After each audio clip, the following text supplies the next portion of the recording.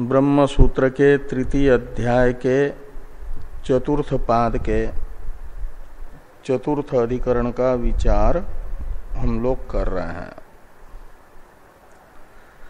पारिप्लवार्थ अधिकरण नामक इस अधिकरण के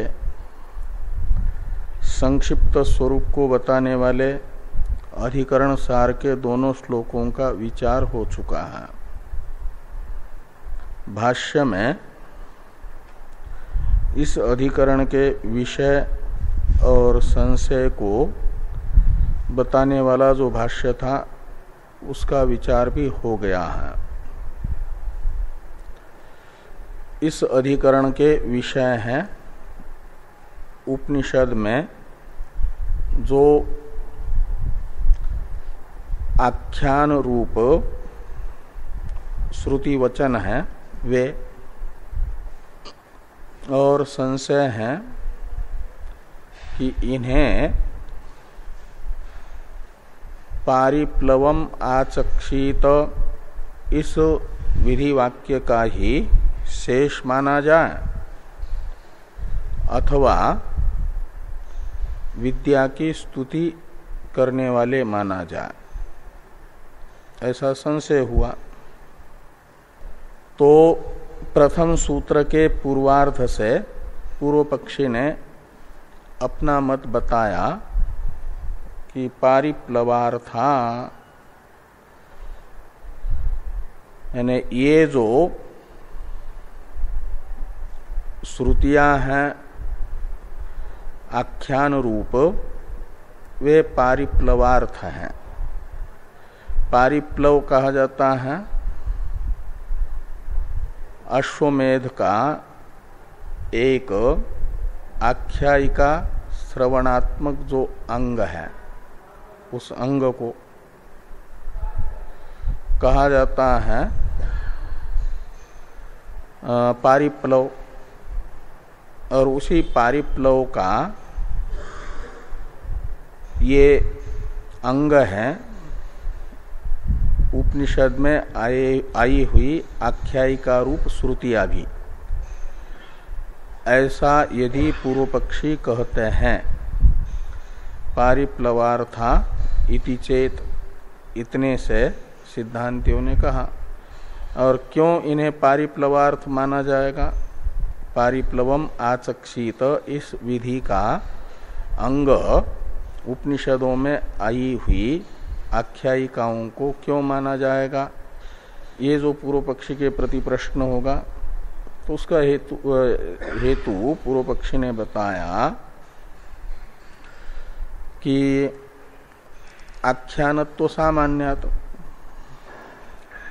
जो अश्वमेध में सपरिवार यजमान को सुनाता है अध्वर्यु नामक ऋत्विक कथाएं आख्यान, उनमें भी आख्यानत्व है मनुर्वैवस्वतो राजा इत्यादि में। और ये याज्ञवल्क्यस्य द्वे भार्या बभूवतुः इत्यादियों में भी आख्यानत्व सामान्य है। तो आख्यानत्व रूप सामान्य को देख करके पारिप्लवार्थ इन्हें माना जाए, ये पूर्व पक्षी का इस प्रकार का आग्रह यदि होता है तो सिद्धांती कहते हैं कि न, सूत्र में न यानी उपनिषदों में आई हुई याज्ञवल्क्यस्य द्वे भार्या बभूवतु इत्यादि आख्यायिका श्रुतियों को पारिप्लवार्थ नहीं कहा जा सकता, ये न का अर्थ है। तो पूर्व पक्षी सिद्धांतियों से पूछते हैं कि क्यों नहीं कहा जा सकता? तो हेतु बताया विशेषितत्वात् सिद्धांतियों ने। अश्वमेध याग के प्रकरण में अश्वमेध के अंग के रूप में जो पारिप्लव विधि है, पारिप्लवम आचक्षित यह विधि वाक्य, इसके अंग रूप आख्यान विशेषों का वहां पर कथन होने से विशेषी तत्वात् का अर्थ है। ये कहा गया कि अश्वमेध के प्रथम दिन सब परिवार यजमान को अध्वर्यु मनुर्वैवस्वतो राजा इत्यादि आख्यायिकाओं को बता दे, और दूसरे दिन यमो वैवस्वतो राजा इत्यादि आख्यायिकाओं को बता दे, तीसरे दिन वरुण आदित्य इत्यादि आख्यायिकाओं को बता दे। ऐसे हरेक दिन की निश्चित आख्यायिका को बताने के लिए वाक्य शेष है वहां पर। यदि आख्यानत्व सामान्य को देख करके जिस किसी भी वेद में आई हुई आख्यायिका का व्याख्यान मानेंगे करने के लिए कथन, तो वहां पर मनुर्वैवस्वतो राजा इत्यादि वाक्य शेषों के द्वारा आख्यान विशेषों को बताना व्यर्थ हो जाएगा, निरर्थक हो जाएगा। उनके सार्थक्य के लिए माना जाएगा कि वहां पर जिन आख्यायिका विशेषों का कथन करने के लिए कहा गया उन्हीं आख्यायिका विशेषों को बताया जाएगा, सबको नहीं। हाँ, नहीं, उस दिन जगना पड़ता है कुछ रात्रि। अश्वमेध याग में यजमान को रात में सोना नहीं होता, एक अंग है। तो ऐसे ही बैठे रहेंगे चुपचाप, कोई बोलने वाले नहीं होंगे तो नींद जरूर आएगी अभ्यासवशात। इसलिए कहा कि यजमान को आख्यान सुनाओ। तो आख्यान सुनते सुनते रात गुजर जाएगी, नींद भी नहीं आएगी। इस दृष्टि से वो पारिप्लव श्रवण कराया जाता है, ये माना गया। तो सिद्धांतियों ने कहा कि सब आख्यायिकाओं को उन रात्रियों में जिस किसी भी आख्यायिका को अध्वर्यु अपने मन से यदि सुनाएगा, चाहे वो उपनिषदों में आई हुई हो या अन्यत्र आई हुई हो, आख्यायिका मात्र होनी चाहिए ऐसा मानेंगे पूर्व पक्षी के अनुसार, तब तो मनुर्वैवस्वतो राजा इत्यादि आख्यायिका विशेषों को बताने वाले जो पारिप्लव आख्यान विधायक विधि वाक्य में शेष हैं, वाक्य शेष हैं, वो निरर्थक हो जाएंगे। तो उनके सार्थक्य के लिए माना जाएगा कि सब आख्यायिकाओं को नहीं सुनाया जाएगा, वहां जो आख्यायिका बताई उन्हीं को सुनाया जाएगा। इसलिए उपनिषदों में आई हुई आख्यायिका रूपा जो श्रुतियां हैं उन्हें पारिप्लवार्थ नहीं माना जा सकता। ये प्रथम सूत्र के उत्तरार्ध में सिद्धांतियों ने कहा कि न विशेषितत्वात् इत्यादि से। इस प्रकार का प्रथम सूत्र के मूल का अर्थ हम लोग देख चुके हैं। अब भाष्यकार भगवान इस सूत्र की व्याख्या कर रहे हैं। भाष्य को देखिए।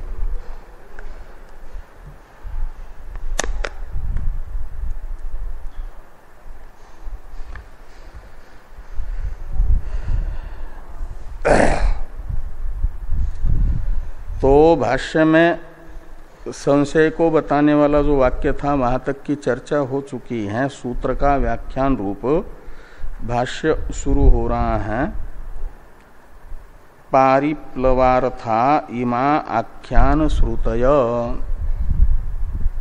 ये है पारिप्लवार्था इति चेत। ये जो पूर्वार्ध है ना, उसकी व्याख्या प्रारंभ हुई। उसमें पूर्व पक्ष की प्रतिज्ञा को बताने वाला प्रथम पद है पारिप्लवार्था।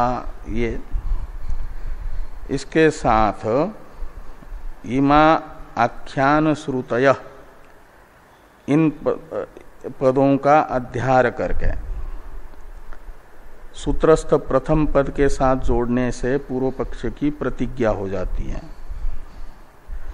इमा आख्यान श्रुतय, इमा आख्यान श्रुतय शब्द से लिए जाएंगे उपनिषदों में आए हुए आख्यान रूप श्रुति वचन, जो आख्यायिका रूपा श्रुतियां हैं। याज्ञवल्क्यस्य द्वे भार्ये बभूवतु इत्यादि उपनिषदगत आख्यान श्रुतियां इमा श्रुतया शब्द का अर्थ है। और वो पारिप्लवार्था, इसमें पारिप्लवार्थ यानी सिद्धांति की प्रतिज्ञा हो गई, पक्ष हुआ औपनिषद आख्यायिका, उसमें पारिप्लवार्थत्व साध्य है। और हेतु बताया जा रहा है पूर्व पक्ष के द्वारा आख्यान सामान्यात। तो आख्यान सामान्यत्व होने से यानी यत्र यत्र आख्यानत्वम तत्र तत्र पारिप्लवार्थत्वम यथा मनुर्वैवस्वतो राजा इत्यादि इत्यादय आख्यायिका श्रुतय, ऐसी एक व्याप्ति बनाइए। यत्र यत्र आख्यानत्वम तत्र तत्र पारिप्लवार्थत्वम यथा मनुर्वैवस्वतो राजा इत्यादि श्रुतय, ऐसे यानी हेतु वाक्य, दृष्टांत वाक्य और व्याप्ति को बताने वाला वाक्य होगा।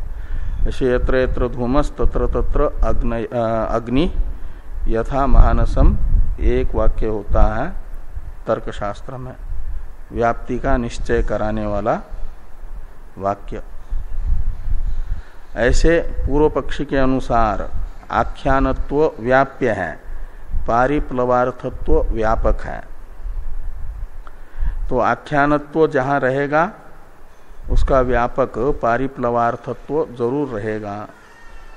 जैसे धूम जहाँ रहेगा वहाँ अग्नि रहता ही है, ये होता है ना। हाँ, विपक्ष असत्वम भी होना चाहिए, लेकिन यहाँ सपक्ष सत्वम रूप दृष्टांत पूर्व पक्षी दिखा रहे हैं। और बाकी सिद्धांती बताएंगे कि वहाँ विपक्षी असत्व है, विपक्ष असत्व है, ये सिद्धांती बताएंगे।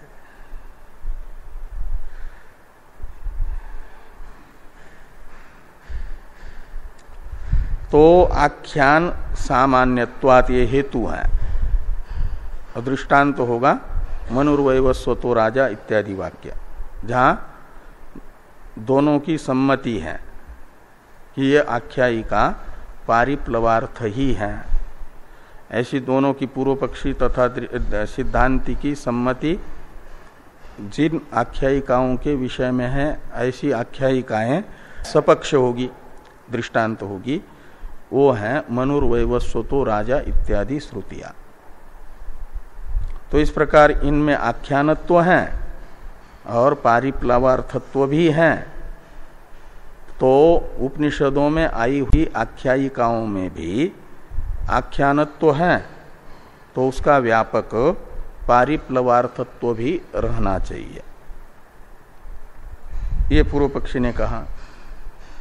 उस दृष्टि से यहाँ पर बताया कि पारिप्लवार्था इमा आख्यान श्रुतय आख्यान सामान्यात।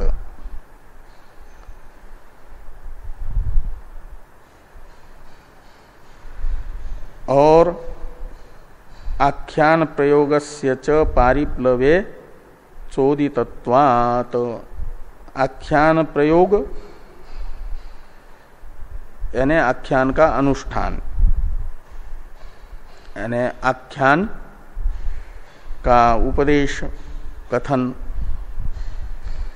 ये पारिप्लव में विहित है। यानी पारिप्लव का विधान करने, पारिप्लव आख्यान का विधान करने वाला जो अश्वमेध याग के प्रकरण में वाक्य है उसमें आख्यान प्रयोग विहित है। ये कह रहे हैं कि पारिप्लवे आख्यान प्रयोगस्य च चोदितत्वात्, चोदितत्वात् का अर्थ है विहितत्वात्।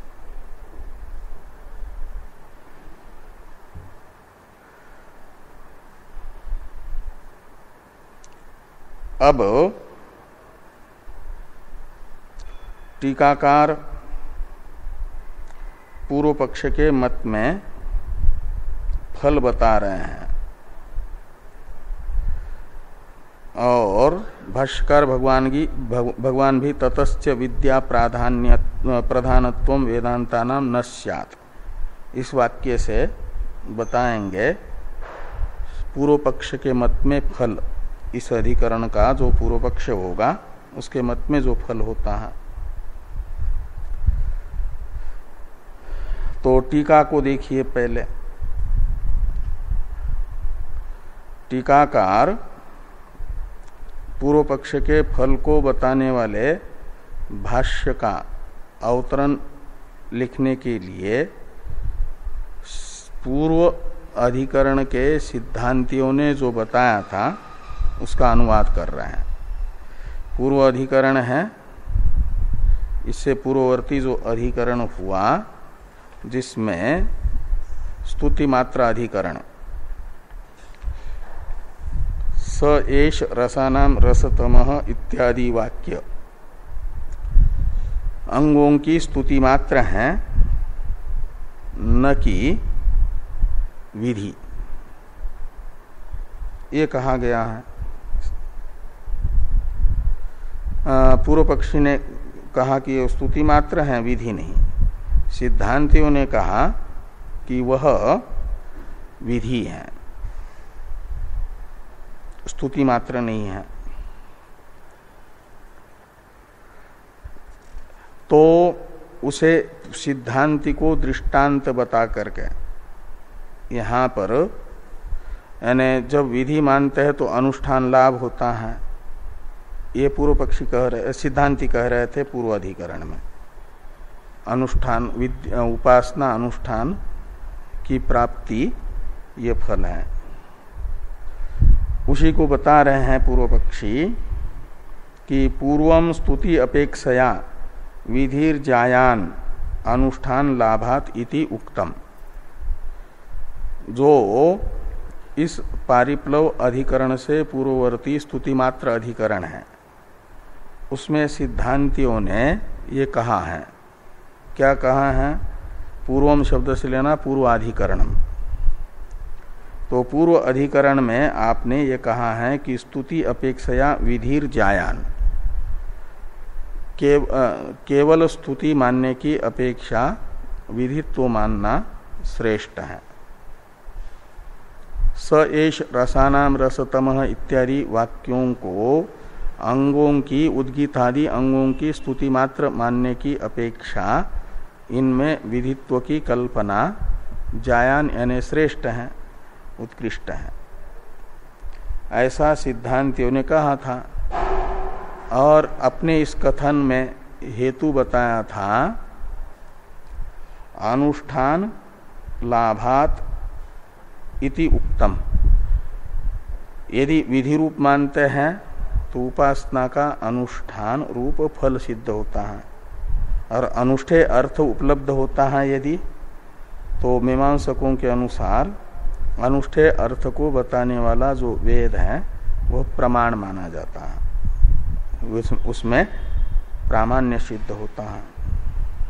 तो इस प्रकार विधि रूप मानते हैं तो अनुष्ठेय अर्थ का समर्पक होने से प्रमाण सिद्ध होता है,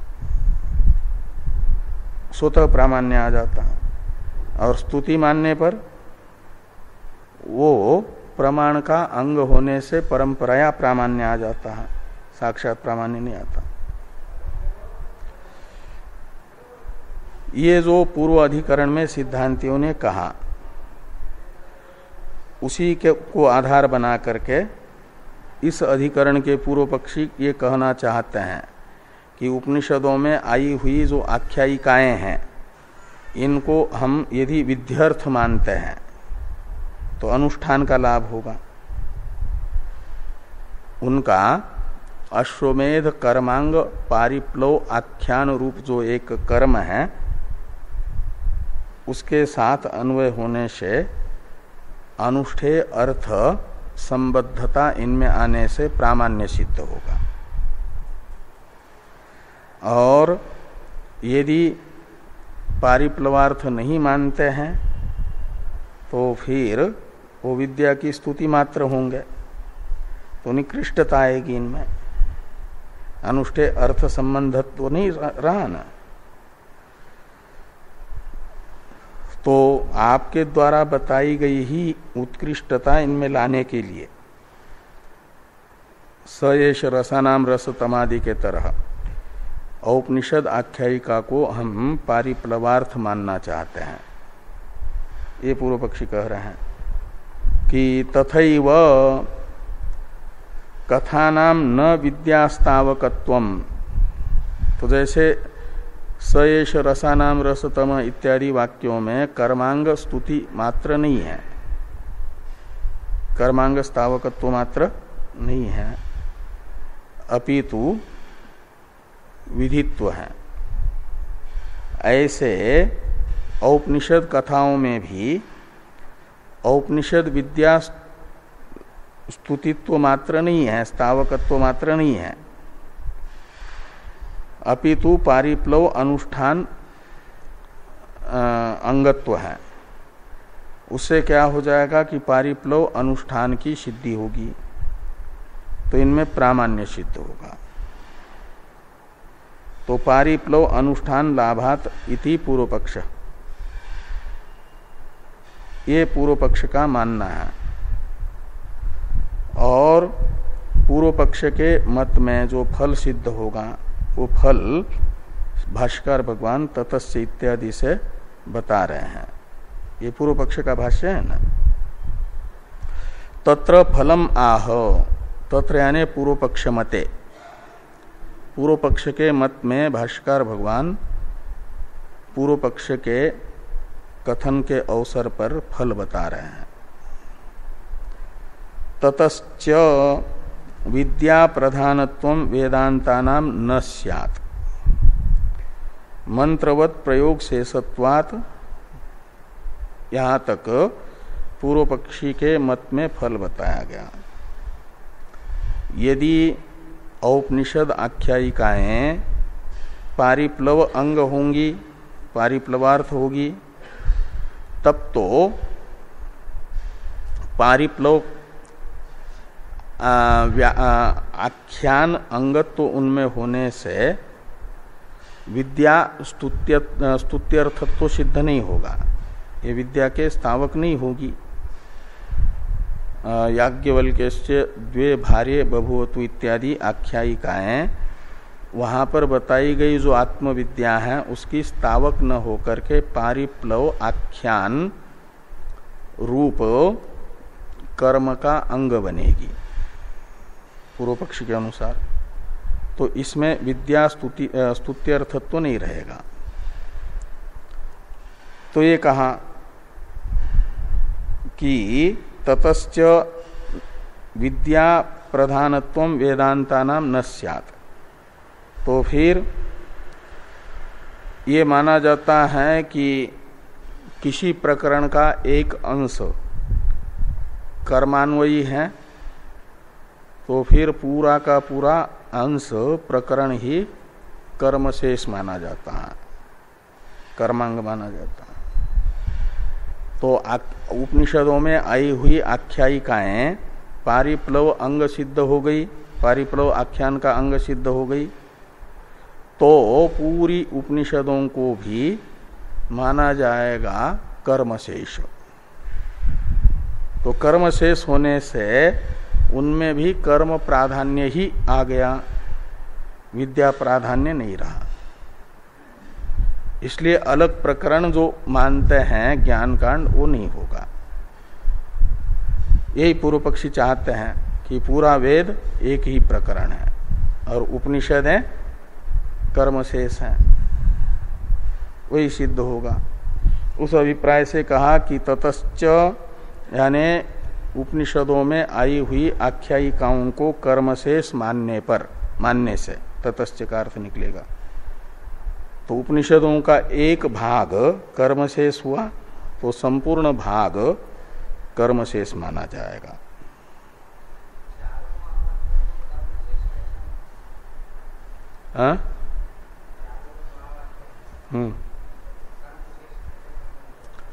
इसलिए कि ये जो यजमान है तत्वमसि वाक्यांतर्गत तोमर्थ, उसे बताया जा रहा है यजमान को तुम शब्द से। और तुम यदि अश्वमेधादि कर्म करोगे तो तत्पदार्थ सदृश बन जाओगे।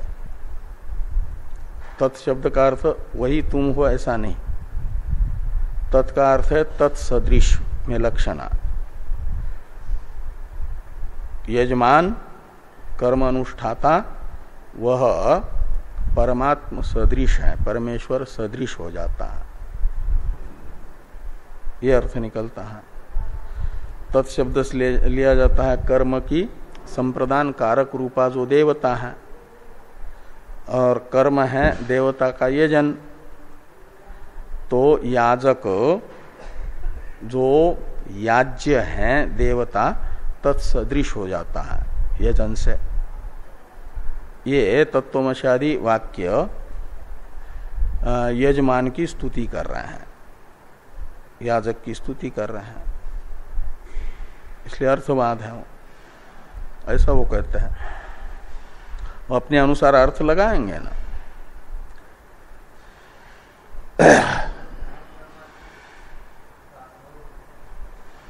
यानी जब तत्वमसि कह रहा है कि यजमान तत्सदृश होता है तो अहम ब्रह्मास्मि, यजमान भी समझेगा कि मैं ब्रह्म सदृश हूं, जिस देवता का यजन कर रहा हूं उस देवता सदृश हूं, ऐसा अनुभव करेगा।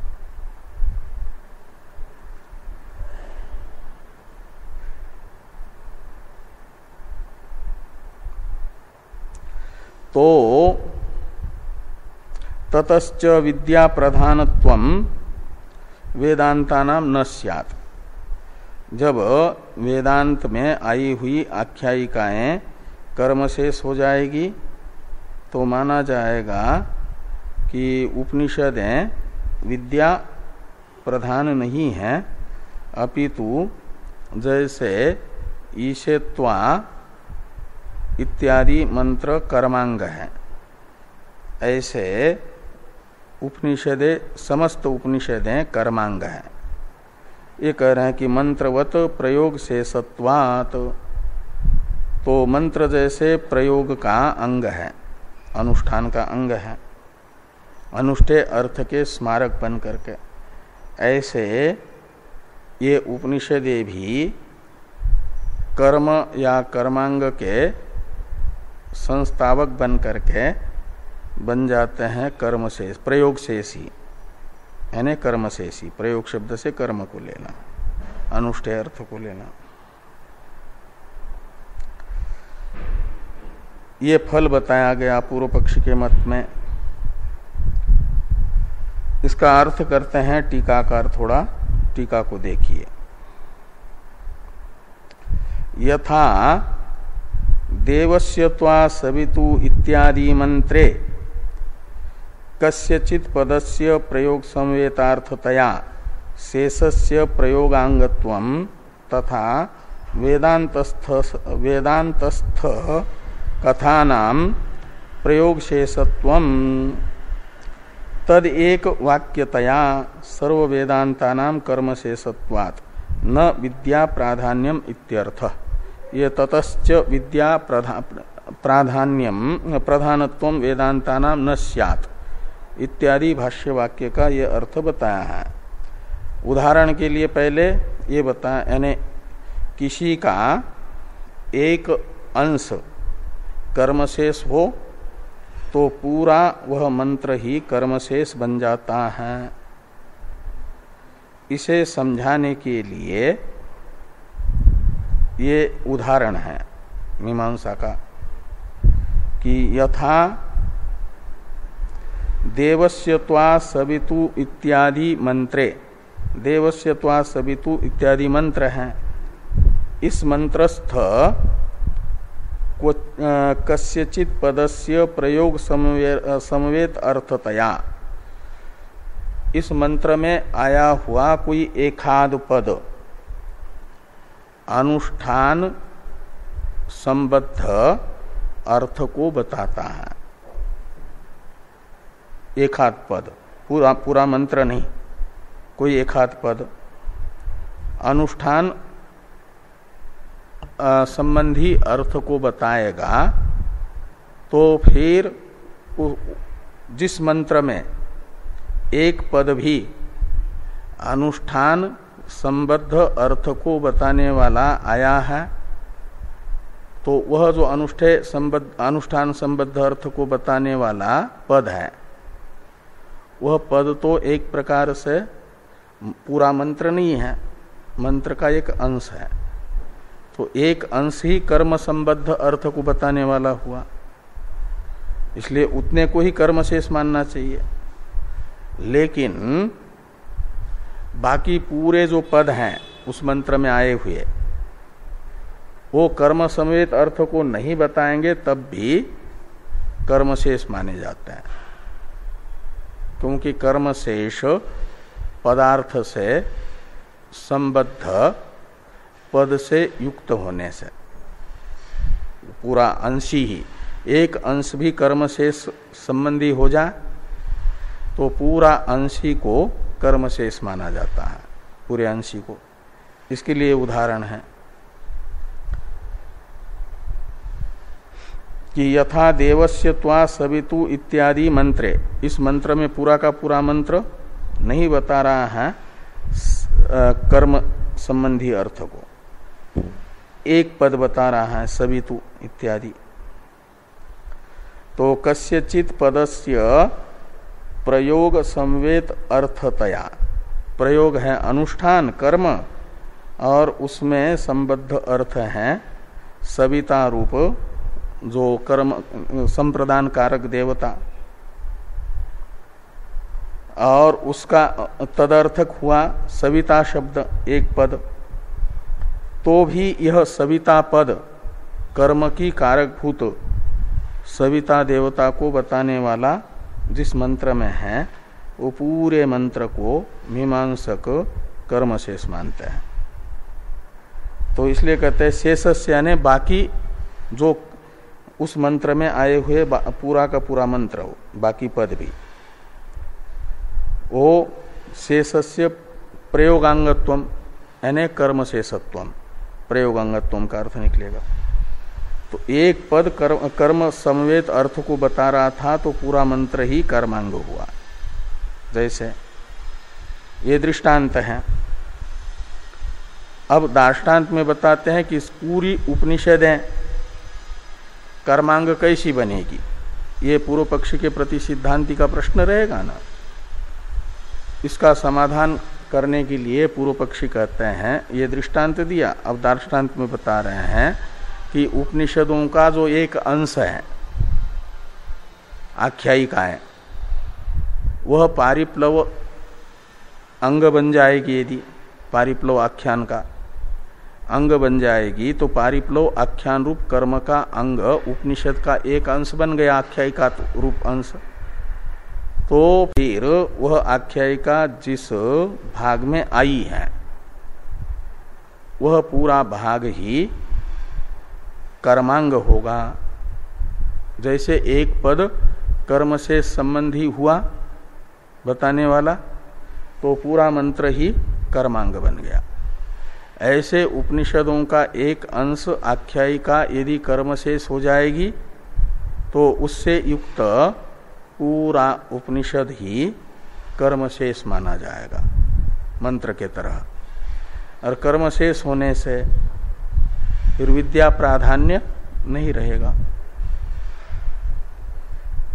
इसी अभिप्राय से दार्ष्टान्त बताया जा रहा है कि तथा वेदांतस्थ कथानाम, वेदांत है उपनिषदें और वेदांतस्थ कथा यानी उपनिषदों में आई हुई कथाएं, वाख्यायिकाएं, वे हैं वेदांतस्थ कथा। याज्ञवल्क्यस्य द्वे भार्या बभूवतु इत्यादि, द्वे भार्य बभूवतु इत्यादि, ये है वेदांतस्थ कथा। और ये प्रयोग शेष है, इनमें प्रयोग शेषत्व होगा तो उपनिषद के एक अंश में प्रयोग शेषत्व होने से मंत्र के तरह पूरे उपनिषद को कर्मशेष माना जाएगा। जैसे मंत्र का एक पद कर्मांग को बताने वाला हुआ तो पूरा मंत्र ही कर्मशेष हुआ। ऐसे उपनिषदस्थ आख्यायिका रूप अंश पारिप्लव आख्यान रूप कर्म का अंग हुआ तो पूरे उपनिषदों को कर्मशेष माना जाएगा मंत्रों के तरह। ये भाष्य में कहा था ना कि ततश्च, ततश्च का अर्थ है उपनिषद का एक अंश पारिप्लव आख्यान रूप कर्म का शेष हो जाने से, एक अंश में कर्म शेषत्व सिद्ध होने से पूरा जो अंशी है वेदांत, आख्यायिका तो उसका एक अंश है ना, और वेदांत है पूरा अंशी, वो मंत्र के स्थान पर और एक पद के स्थान पर है आख्यायिकाएं।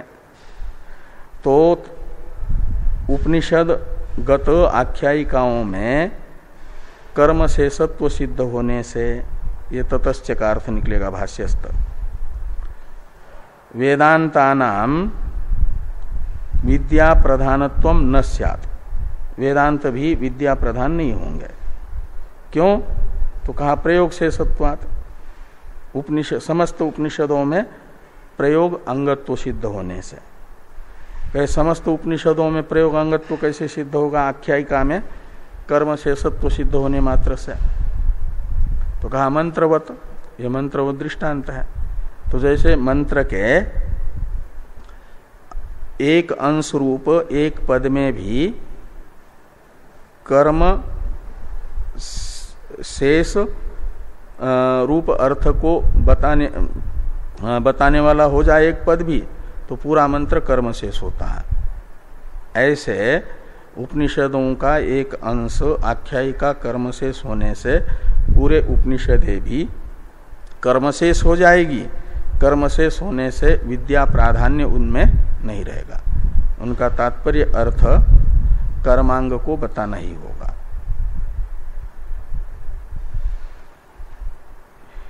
तो इस प्रकार ये उपनिषदों में विद्या प्रधानत्वा भाव, ये पूर्व पक्ष के मत में फल सिद्ध होगा।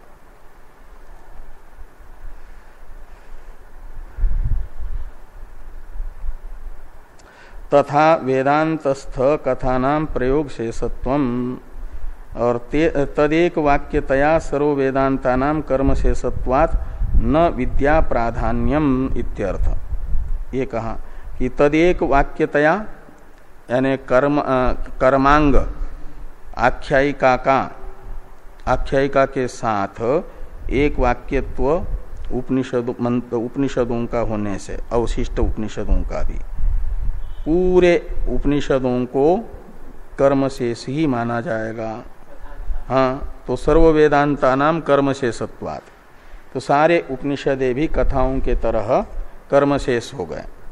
कर्म शेष होने से न विद्या प्राधान्यम, उपनिषदों में विद्या प्राधान्य की प्राधान्यत्व नहीं रहेगा।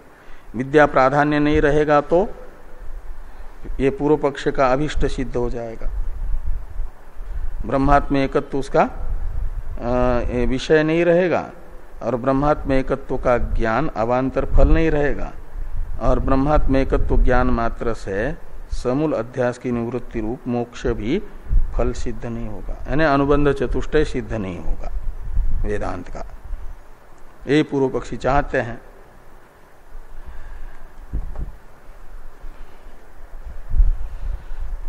अब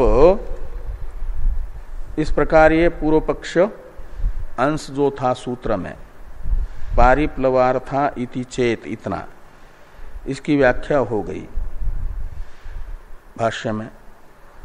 अब न विशेषितत्वात्, ये जो उत्तरार्ध है सूत्र का, ये है सिद्धांत को बताने वाला उत्तरार्ध। पूर्वार्ध था सूत्र का, पूर्व पक्ष को बताने वाला।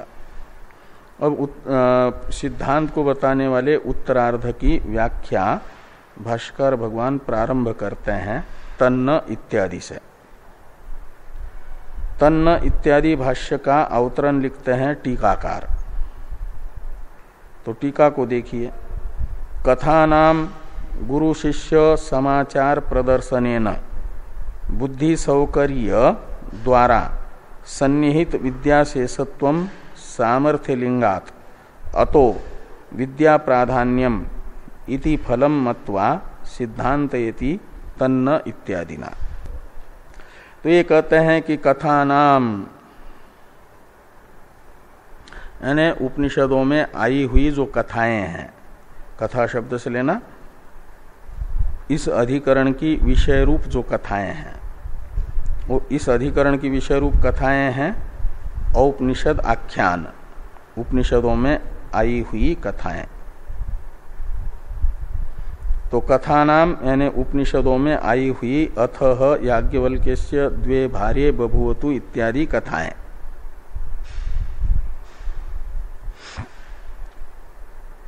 इनका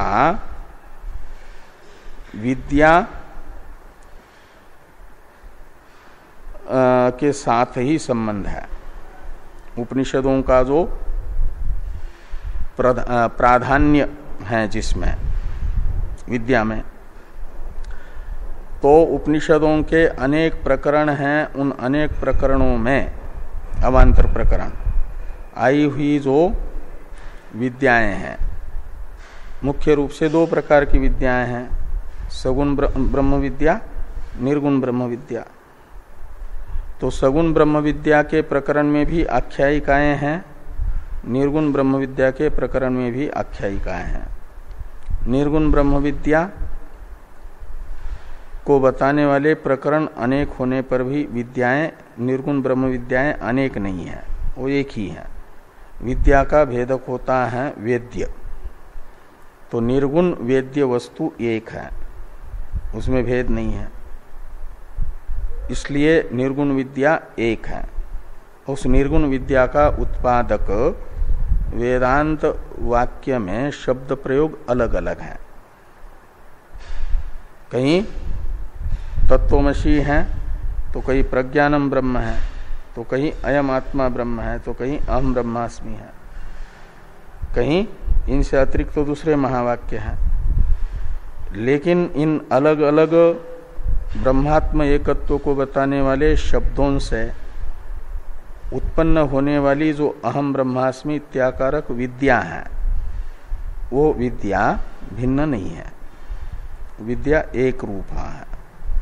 चाहे वो मनुष्यों को हो या ब्रह्मलोक में ब्रह्मा जी से वहाँ के निवासियों को अहम ब्रह्मास्मि ऐसा बोध हो, उस बोध में कोई अंतर नहीं है, एक जैसा है। लेकिन सगुण ब्रह्म विद्याएं तो अलग अलग है, ये पहले बता चुके हैं। दहर विद्या शांडिल्य विद्या नहीं है। शांडिल्य विद्या वो आपकी मधु विद्या नहीं है।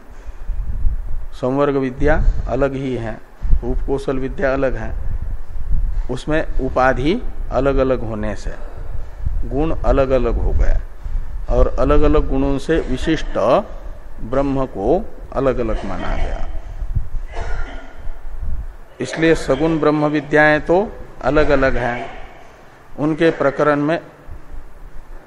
प्रकरण में आई हुई आख्यायिकाएं भी अलग अलग हैं।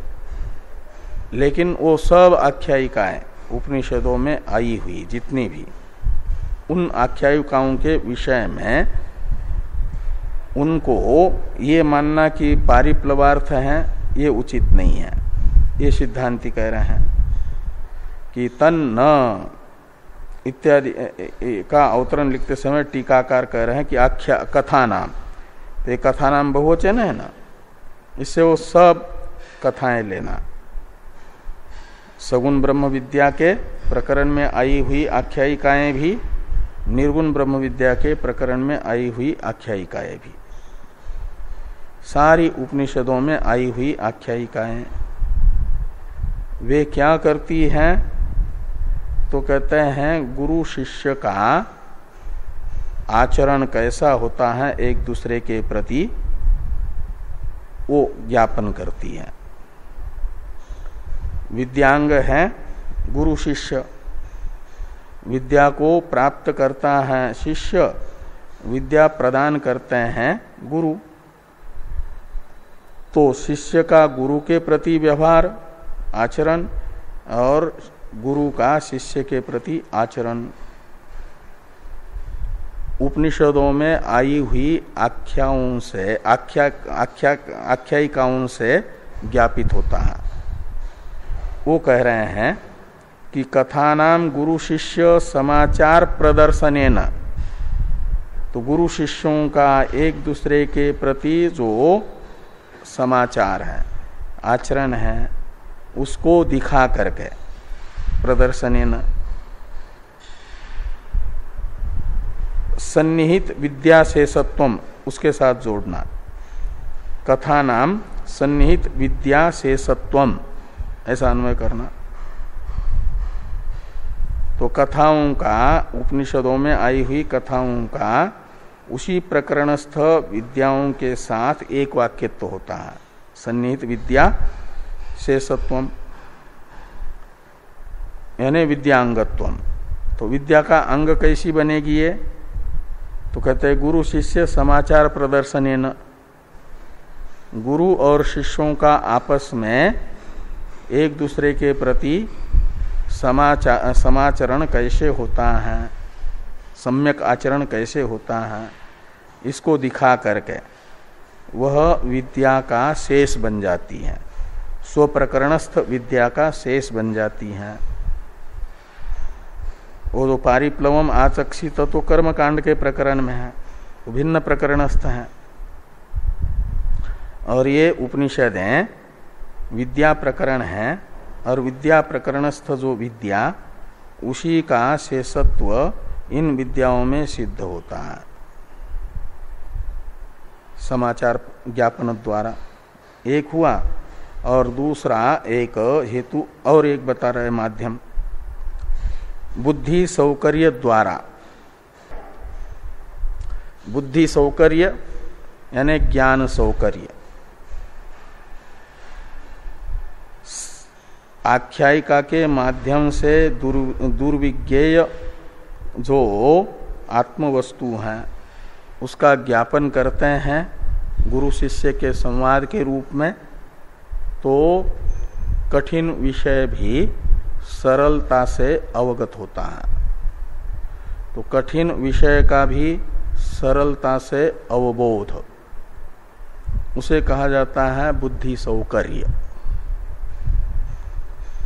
ज्ञान सौकर्य, प्रतिपत्ति सौकर्य। तो ये जो दुर्विज्ञेय अर्थ का अनायास बोध द्वारा आख्यायिकाओं में सन्निहित विद्या से सत्व सिद्ध होता है, ये कहा गया कि कथा नाम गुरु शिष्य समाचार प्रदर्शनेन बुद्धि सौकर्य द्वारा सन्निहित विद्या शेषत्वम, इतना ध्यान में है ना अर्थ। ये सिद्धांत के अनुसार बताया जा रहा है, सिद्धांति का अभिप्राय बता रहे हैं। सिद्धांति का मानना है कि उपनिषदों में आई हुई आख्यायिकाएं पारिप्लव आख्यान का अंग नहीं है, अपितु उपनिषदों में ही जो प्रधान साधन है विद्या उसका शेष है वे आख्यायिकाएं, विद्या का शेष है, कर्म शेष नहीं। तो विद्या का शेष कैसे बनेगी, तो कहा गुरु शिष्य के आचरण का ज्ञापन करके और ज्ञान सौकर्य द्वारा वे विद्या का अंग बन जाती हैं।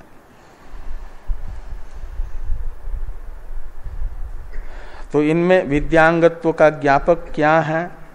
6 प्रमाणों में से अंगांगी भाव के निर्णायक जो 6 प्रमाण हैं उनमें से किस प्रमाण से आप इन्हें विद्यांग मानना चाहते हो आख्यायिकाओं को? ये पूर्व पक्षी सिद्धांतियों को पूछेंगे। तो कहते दूसरे प्रमाण से। दूसरा प्रमाण है लिंग प्रमाण, पहला है श्रुति।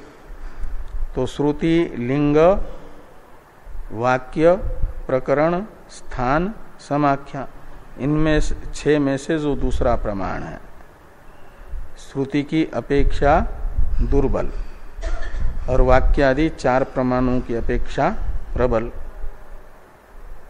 लिंग प्रमाण से उपनिषदस्थ आख्यायिकाएं औपनिषद विद्या का अंग सिद्ध होती हैं। ये बताने के लिए कहा सामर्थ्य लिंगात। तो सामर्थ्य लिंगात का मतलब लिंग भी 2 प्रकार का माना गया, पहले आया था ना तृतीय पाद में।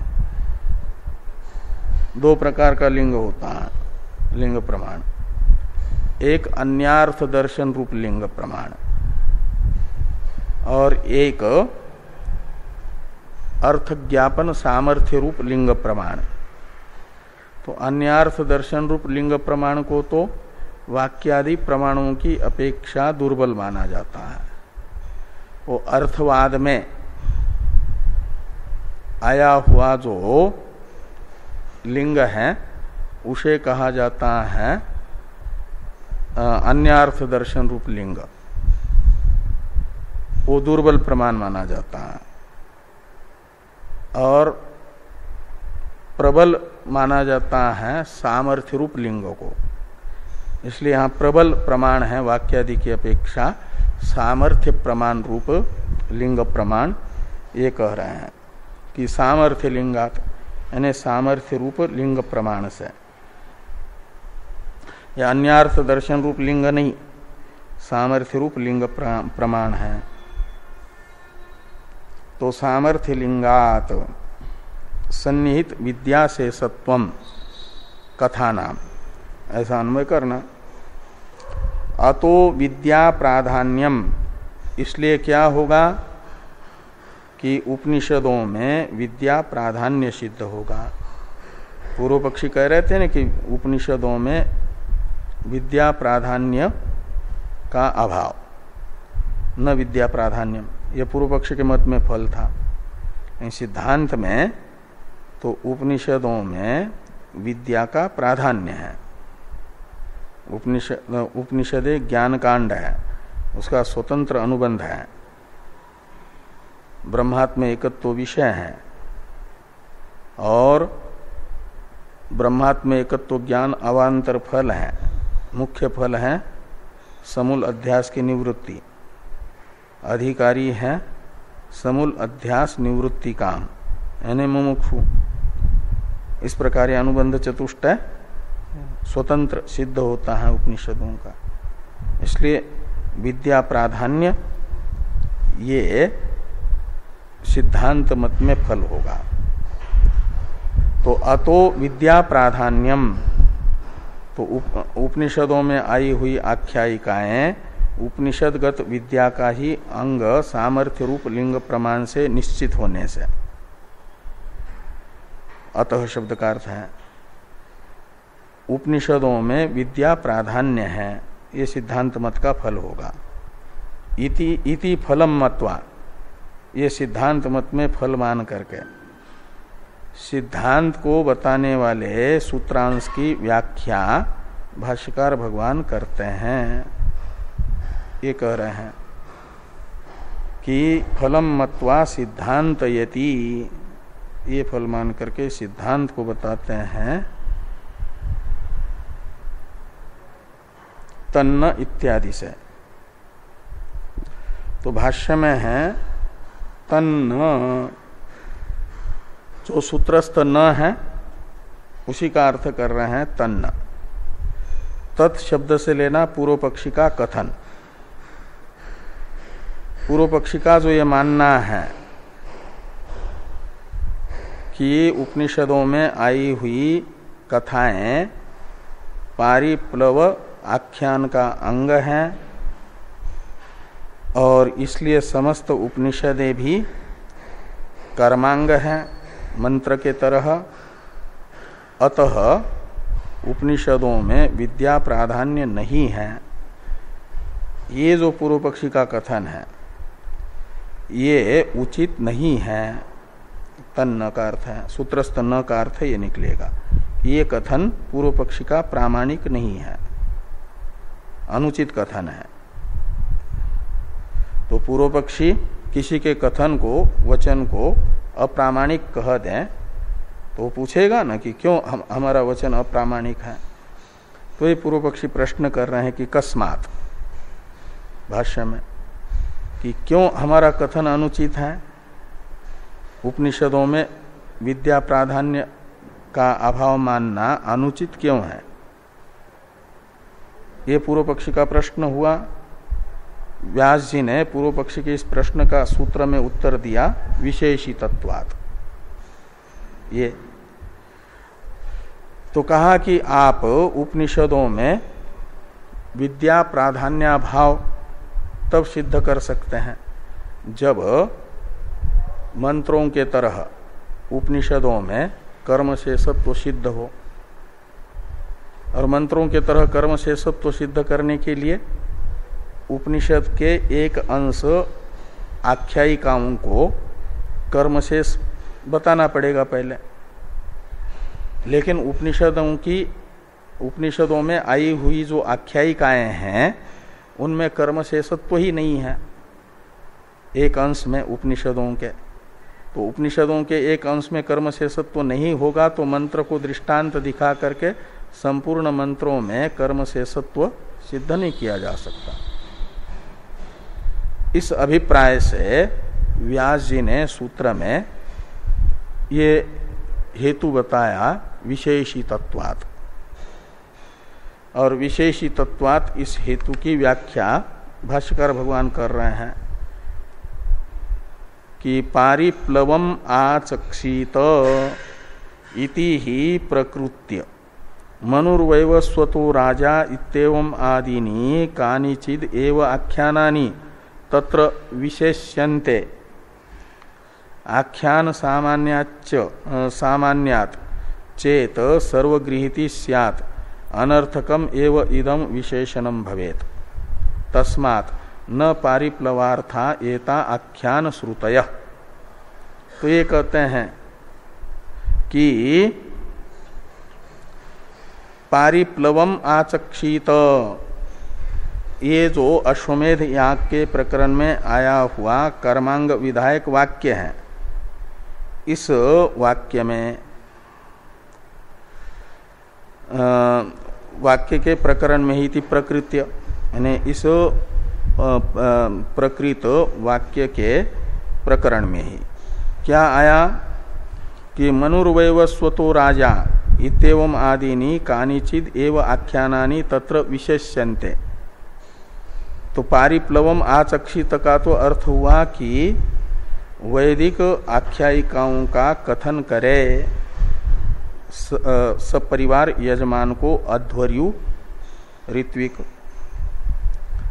और यह विधिवाक्य जिस प्रकरण में आया उसी प्रकरणस्थ दूसरे वाक्य शेषों ने ये कहा कि पारिप्लव शब्दित आख्यान समूहों में जो कोई भी वैदिक आख्यान नहीं सुनाना है, लेकिन निश्चित आख्यान बताए हैं।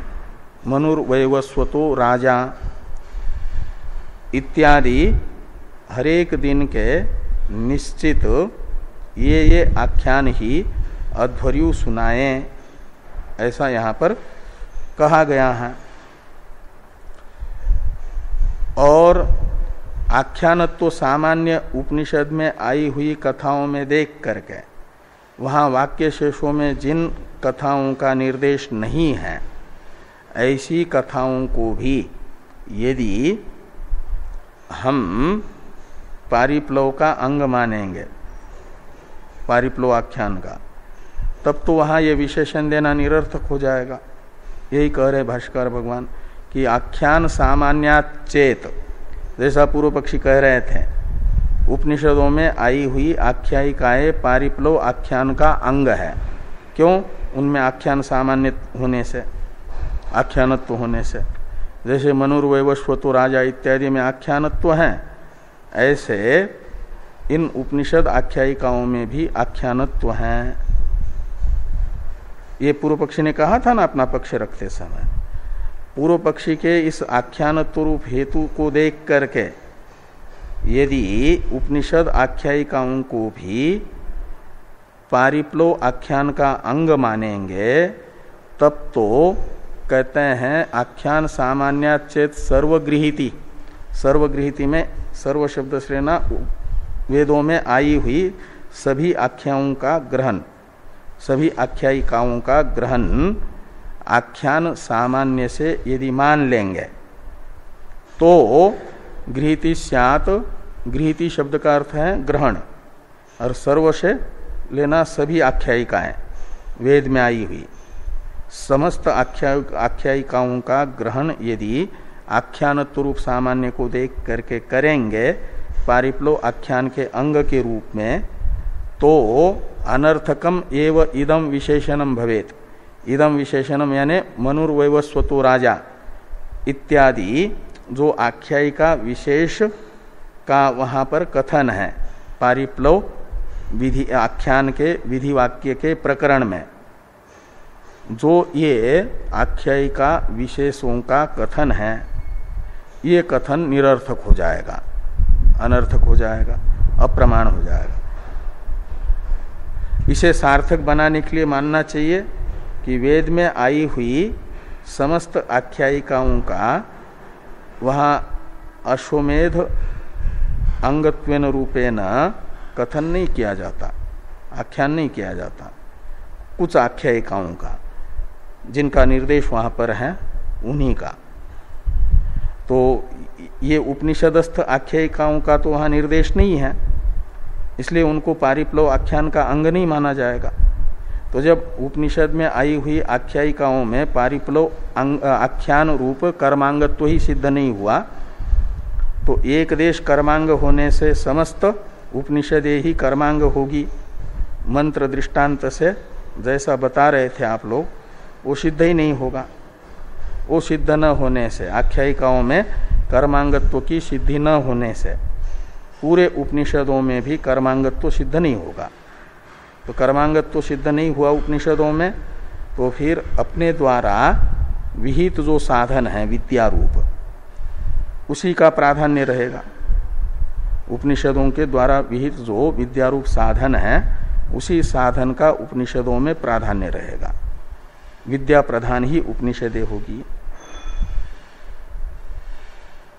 ये आगे कहते हैं कि तस्मात् न पारिप्लवार्था एता आख्यान श्रुतय।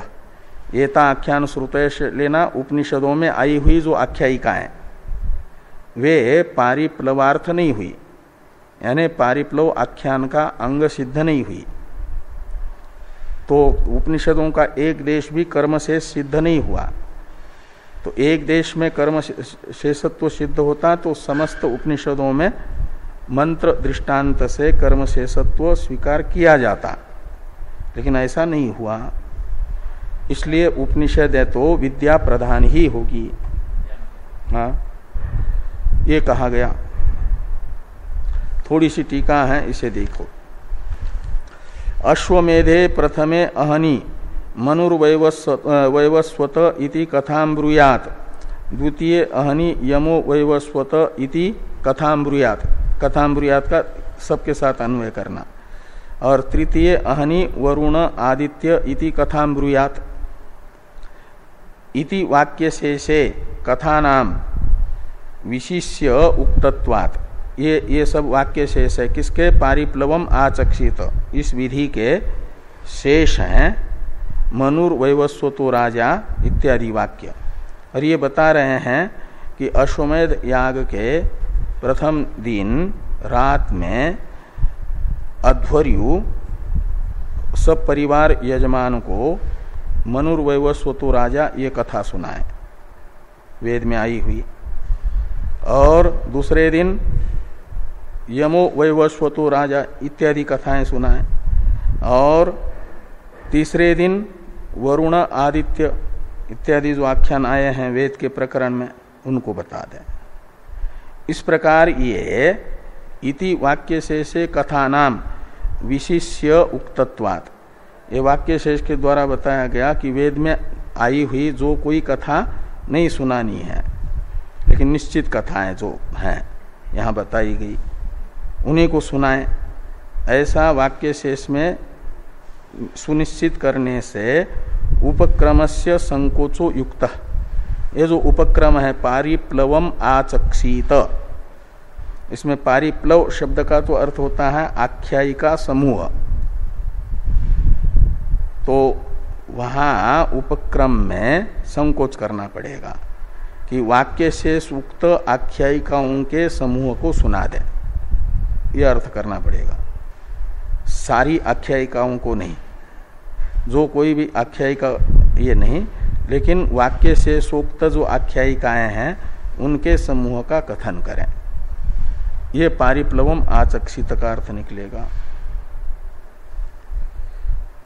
तो उपक्रमस्य संकोचो युक्त इति भाव, ये अभिप्राय सिद्धांति का है। इस प्रकार ये प्रथम सूत्र का विचार पूरा हो जाता है। द्वितीय सूत्र का विचार हम लोग कल करेंगे।